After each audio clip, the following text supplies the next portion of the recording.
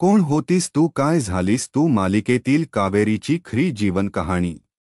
नमस्कार मित्रांनो, आज आपण जाणून घेणार आहोत कोण होतीस तू काय झालीस तू या मालिकेत कावेरीची भूमिका साकारणारी अभिनेत्री गिरिजा प्रभू यांच्याविषयी काही खास गोष्टी। हा व्हिडिओ शेवटपर्यंत नक्की पहा आणि आमच्या चॅनलला लाईक, सबस्क्राइब आणि शेअर करायला विसरू नका।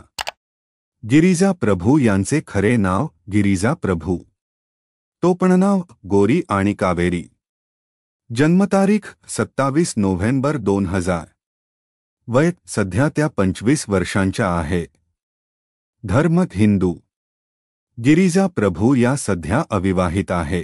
त्यांनी आपल्या अभिनय कारकिर्दीची सुरुवात 2020 साली सुख म्हणजे नक्की काय असते या मालिकेतून केली होती। या मालिकेमुळे त्यांना घराघरात प्रसिद्धी मिळाली। प्रत्येक एपिसोडमागील मानधन सुमारे 24,000 रुपये।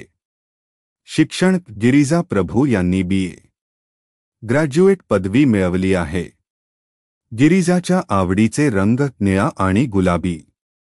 छंद नृत्य करणे आणि स्वयंपाक करणे। आवडती जागा काश्मीर।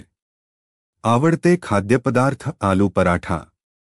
गिरिजाची उंची 5 फूट 2 इंच। गिरिजाचे वजन 55 किलो।